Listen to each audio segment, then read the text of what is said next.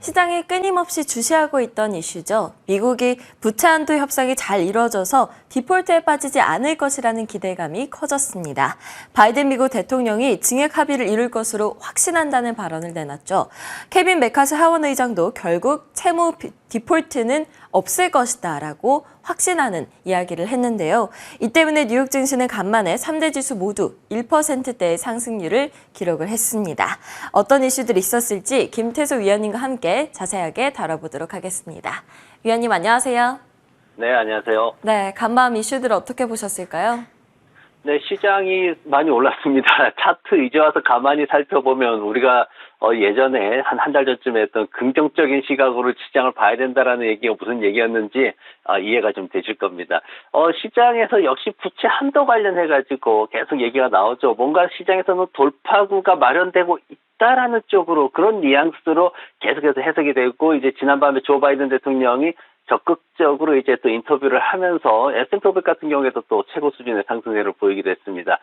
바이든 대통령이 이제 G7 정상회담 출국을 앞두고 이제 만나가지고 다른 대안이 없다 이제 그렇게 얘기를 했죠. 다른 대안이 없는 게 뭐냐면은 이제 부채 한도 늘리는 거에 이제 합의를 해야 된다 이제 이렇게 얘기를 했습니다. 그러면서 이제 그동안에 이제 중요한 게 뭐냐면 이제 디폴트로 가느냐 마느냐 이제 이 얘기를 계속 해왔는데 이 디폴트로 가는 것만은 이제 아니다. 그렇게까지는 가지 않을 것이다. 이렇게 지금 여야가 모두 동의를 했다라고 그렇게 발표를 했습니다. 메카시 같은 경우에도 지금 나오는 게 뭐냐면은 이제 6월 1일 날 이제 마감 거의 기한을 좀 두고 있죠. 자네 옐런 장관이 이제 6월 1일까지밖에 못 버팁니다. 이렇게 얘기했기 때문에 그때까지는 어떻게든지 성사를 시키겠다. 그리고 가능하면 주말에도 성사가 될 수도 있다. 이렇게 또 얘기를 해가지고 굉장히 기대감을 높이는 모습이었습니다. 여기에 대해서 이제 여러 가지 말들이 많은데 특징적이었던 게 JP모건 쪽에서 이제 그 미국 시장 정보팀에서 보고서를 내놨어요. 그러면서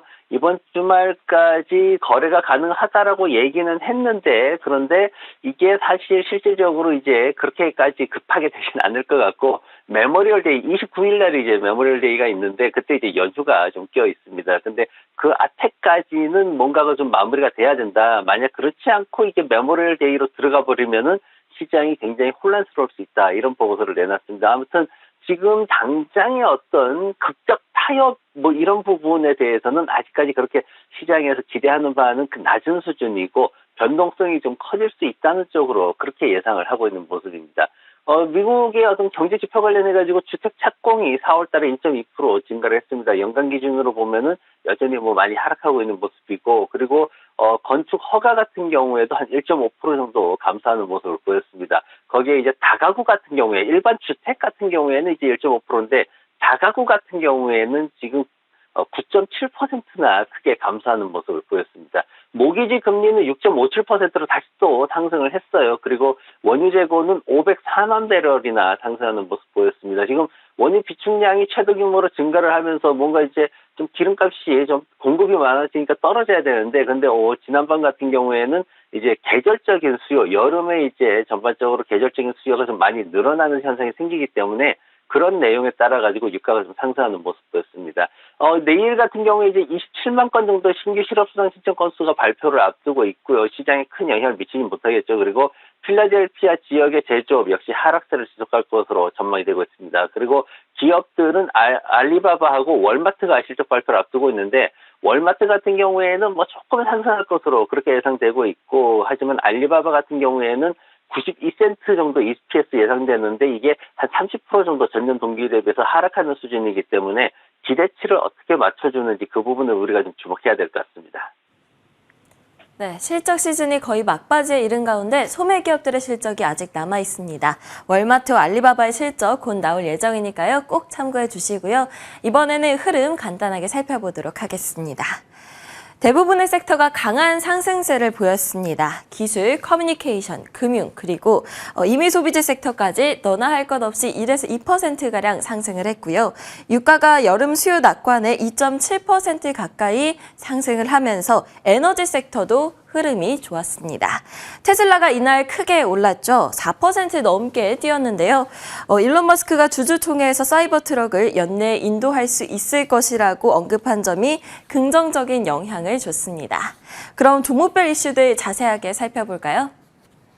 네, 테슬라 얘기를 안 하고 할 수가 없습니다. 지금 테슬라 같은 경우에는 2019년도 이후에 신차가 나오질 않고 있어요. 과거에 이제 제가 테슬라가 신차 못 내놓는 것 때문에 굉장히 안 좋게 많이 평가를 했던 적이 있는데 새로운 신차에 대한 얘기가 좀 나오고 있습니다. 지금 일론 머스크가 사람들이 다음 제품이 뭔지 궁금해하는 걸 잘 알고 있다. 그러면서 이제 실질적으로 새 제품을 만들고 있다. 이렇게 얘기를 했습니다. 그러면서 이제 2대 정도의 모델을 지금 시장에서 만들고 있다라고 얘기를 했는데 이게 이제 2대 만들어 출시하는 게 중요한 게 아니라 거기에 이제 덧붙여서 나온 게 제조 비용을 절반 가까이 40%나 줄일 수 있다. 그리고 연간 이 신차를 500만 대까지 생산을 하고 할 수 있다. 이렇게 지금 예상이 됐습니다. 그래서 지금 기존의 어떤 모델 3에 대해 가지고 굉장히 수익성이 낮아지고 있는 거에 대한 우려가 있는데 이 부분 그 사이버 트럭이라든가 뭐 이런 신차 쪽에서는 수익성이 좀 개선될 것이다라는 기대감이 생기면서 주가가 끌어올려지는 모습이고 그리고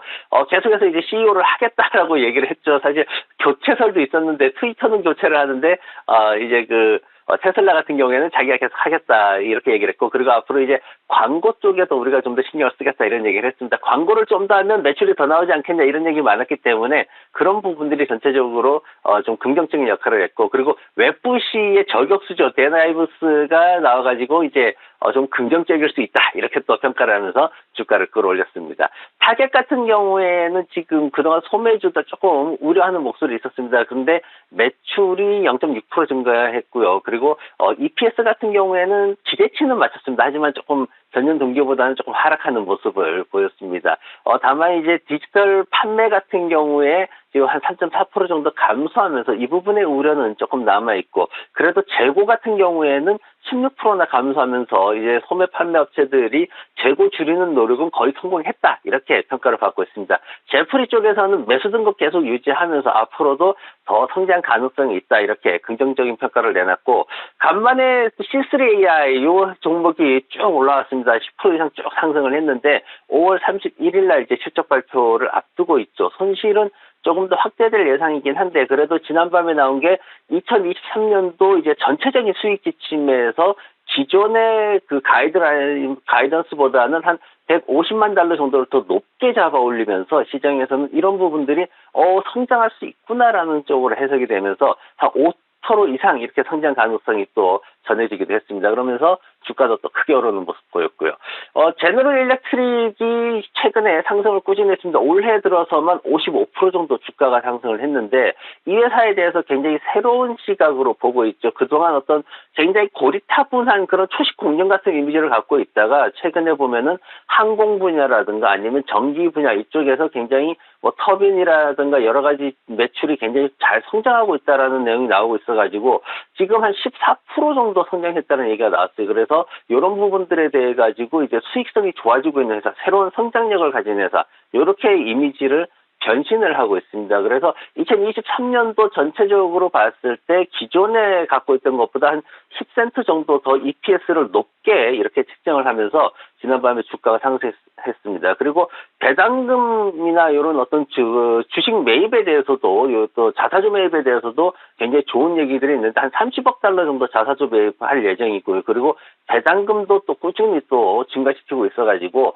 시장에서 긍정적인 평가를 받고 있습니다. 제가 엔비디아 차트를 가지고 왔어요. 지금 엔비디아가 정말 잘 올라왔습니다. 지금 104% 정도 이렇게 올라왔어요. 전체 기간을 보면은 마침내 300달러도 돌파하는 모습을 보였습니다. 엔비디아가 이제 그 올라온 배경을 보면은 챗 GPT 이제 AI 산업 쪽에서 결국은 비싼 칩이 필요하다, 고가의 칩이 필요하다 이렇게 해서 실질적으로 매출이 일어나면서 클라우드 산업 전반에서 어떤 수요가 더 늘어날 수 있다 이렇게 평가가 됐습니다. 그러면서 뱅크 오브 아메리카 같은 경우에는 지금 굉장히 골드러시의 어떤 AI 인공지능 산업을 우리가 겪고 있는데 여기에 엔비디아가 필수적이다 이렇게까지 평가를 내놨습니다. 그래서 앞으로도 이런 부분에 있어가지고는 좀 더 우리가 주목을 하면 더 좋을 것 같습니다. 네, 간밤 종목별 이슈들 자세하게 짚어봤습니다. 그렇다면 오늘 위원님의 픽은 무엇인지 궁금해지는데요. 코로나19 팬데믹 때 우리의 일상 속에 아주 깊이 있게 스며들었던 기업이죠. 줌커뮤니케이션스 가져오셨습니다. 그 이유가 뭘까요? 지금 우리가 이제 시장에서 보는 게 조금 전에도 이제 엔비디아 말씀드렸는데 결국은 인공지능이라는 테마가 다양한 분야로 접목이 되면서 그쪽에서 매출을 실질적으로 어떻게 올리느냐 여기에 따라서 테마가 이렇게 흘러가는 모습을 볼 수가 있습니다. 지금 클라우딩 컴퓨터 쪽에서 이제 계속해서 이제 인공지능 이런 것들이 계속 이제 그 접목이 되고 있는데 뭐 학습이라든가 아니면은 뭐 여러 가지 뭐 컴퓨터 관련된 기능에서 많은 활용도를 지금 보이고 있습니다. 줌비디오 같은 경우에는 지금 엔솔페이라는 회사하고 전략적 파트너십을 지난번에 발표를 했습니다. 이 회사가 이제 인공지능 관련된 그런 소프트웨어를 개발한 회사인데 채팅할 때 어떤 와이트보드 기능을 사용한다라든가 아니면은 여러 가지 이제 플랫폼을 통합할 수 있는 그런 기능들을 가지고 있습니다. 그래서 이 회사하고 이제 서로 파트너십을 맺어가지고 기업하시는 분들이 다자간에 이제 화상 회의를 할 때 그때 굉장히 다양한 기능들을 갖다가 제공을 하고 그리고 그 회사의 빅데이터를 통해 가지고 뭐가 필요한지 이제 자연스럽게 인공지능이 그걸 필터링 해가지고 제공할 수 있도록 그렇게 이제 서비스를 더 향상시키겠다 이렇게 발표를 했습니다. 그래서 어떤 기업 쪽에서 개인 간의 어떤 화상 대화에 있어서는 이제 성장성에 대해서 조금 얘기가 좀 주춤하다 이렇게 얘기가 나오다 보니까 기업 쪽에서 좀 더 매출을 올려보겠다라는 전략적인 그런 측면에서 접근을 하고 있습니다. 그래서 기업들이 최근에 한 18% 정도 성장을 했기 때문에 이런 부분들이 지금 시장에서 굉장히 긍정적으로 평가되고 있고 최근에 이제 전체적으로 비중을 봤을 때는 매출의 57%까지 기업들이 비중을 올리고 있기 때문에 이 부분이 앞으로 더 성장이 될 것이다. 그렇게 전망이 되고 있습니다. 지금 저는 재무 구조나 이런 것들 봤을 때 이제 1월 30일 결산 법인입니다. 그러다 보니까 지금 나오는 이제 1분기, 4월 30일까지 1분기는 2024 회계 연도라고 부르게 되는데, 지금 5월 22일 날 실적 발표를 앞두고 있는데 한 99센트 정도 EPS를 예상을 하고 있습니다. 그리고 전체적으로 봤을 때는 한 4달러 20센트 정도 EPS 예상하고 있는데, 이게 이제, 순이익 같은 경우에 한 3% 정도 줄어드는 모습이고, 매출은 한 1%대 정도 늘어날 것으로 그렇게 지금 전망이 되고 있습니다. 재무구조 보면은 그래도 기대치 이상의 실적을 계속해서 맞춰주고 있는 상황이고요. 그리고 매출 성장은 지속되고 있습니다. 순이익은 좀 하락을 했지만 그래도 더 늘어날 것으로 기대를 하고 있습니다. 기관들 의견은 사실 5월 달에는 그다지 나오고 있지 않은 상황인데 목표가는 84달러 정도 평균 잡고 있고 최고가는 105달러에 책정이 되고 있습니다. 차트 보시면은 이 현재 상황이 결국 이제 매물대 싸움으로 진행이 되고 있는데, 즉 시장의 기대 심리가 어느 정도 살아나야지만 본격적인 상승을 우리가 기대를 해볼 수 있다. 그래서 지금 최근에 AMD, 엔비디아 같은 이런 AI 배경으로 성장주들이 굉장히 약진하는 모습을 보였죠. 그런 상황에서 이제 세일즈포스나 이런 성장주들도 또 주가가 잘 오르고 있단 말이죠. 그러면 그 다음에 따라갈 수 있는 것들이 바로 이 줌비디오와 같은 성장주들이 올라갈 수 있을 것이다. 이렇게 지금 기대를 해볼 수가 있습니다. 현재 수준에서 아래쪽에 한 63달러까지 충분히 분할 매수해서 진입할 수 있는 그런 구간으로 들어와 있고요. 그리고 손절매는 아래쪽 저점인 61달러 수준까지 보시고 목표가는 1차에 82달러 수준, 2차로 보면은 95달러까지도 가능하다. 이렇게 보시고 투자하시면 좀 편안하게 투자를 하실 수 있을 것 같습니다. 네, 오늘 위원님이 꼽으신 종목은 줌비디오 커뮤니케이션스였습니다. 곧 실적 발표가 예정돼 있습니다. 5월 22일에 실적을 발표할 예정인데요. 실적이 잘 나와줘서 본격적인 상승을 기대해봐도 좋은 걸까요? 63달러 구간까지 분할 매수를 해서 목표가는 1차 82달러, 2차 95달러 보면서 대응해보자 말씀해 주셨습니다. 지금까지 김태수 위원님과 함께했습니다. 오늘도 좋은 말씀 감사합니다. 네, 고맙습니다.